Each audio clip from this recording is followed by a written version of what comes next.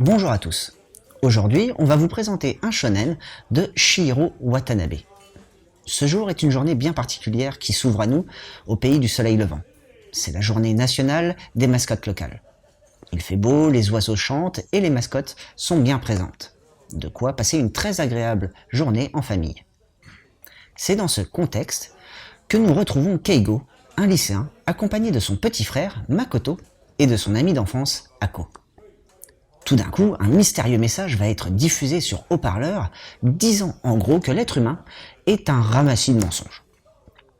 Ce message se termine à peine que les inoffensives mascottes se transforment alors en tueurs sanguinaires, tuant et dévorant la population. La panique prenant le dessus sur la population, Keigo va perdre de vue son petit frère et va se jeter au milieu de l'horreur pour le retrouver. Arrivera-t-il à temps ou sera-t-il trop tard ?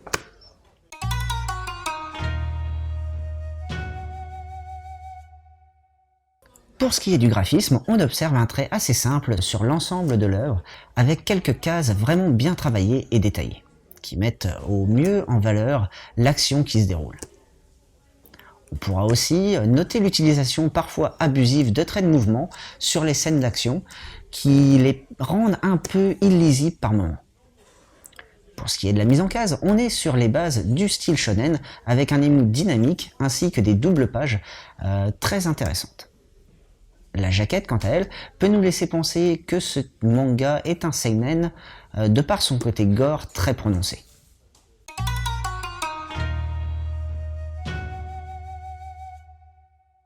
Chihiro Watanabe ne vous dit peut-être rien, et pourtant si je vous dis My Hero Academia, cela devrait vous aider. En effet, Chihiro est l'assistant de Koei Horikoshi, qui n'est autre que l'auteur de la série shonen qui cartonne en ce moment, que ce soit au Japon ou en France, j'ai nommé My Hero Academia. On peut dire qu'il part donc avec de bonnes bases dans le style shonen. Mais de mon avis, Pygmalion n'est pas que un shonen. L'auteur a su créer un mix de plusieurs genres, on retrouve alors un côté seinen prononcé de la part du gore de certaines scènes. Au passage, ce manga est classé d'ailleurs dans les 14 ans et plus. On retrouve quelques passages teintés de survivalisme, le tout imbriqué dans une enquête avec un complot parsemé de fantastique et un tout petit côté kawaii diffusé par les mascottes. On a donc une multitude de styles différents qui s'enchevêtrent et cela peut perturber quelque peu le lecteur et par la même occasion le perdre. J'espère que le prochain tome de Chihiro Watanabe rendra le tout un peu moins confus et apportera quelques précisions, notamment sur les citations du mythe de Pygmalion qui sont incluses dans le récit et qui n'apportent pas de réel lien pour le moment avec l'histoire. Malgré ses petits défauts, Pygmalion est un titre qui réserve pas mal de surprises et je pense que c'est une série qui risque de faire parler d'elle.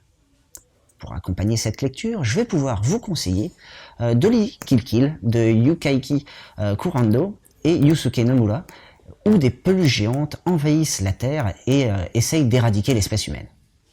Ou encore, je vous orienterai sur Pacte de Shimosuke Kuji, où un groupe de terroristes portant des masques de lapins menace de faire exploser le Japon.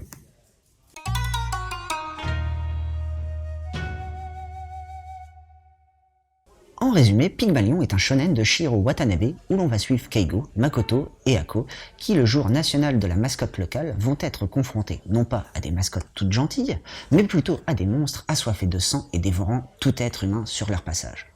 Du côté du graphisme, Chihiro a su allier simplicité et scènes très détaillées, le tout agrémenté d'un émou très dynamique.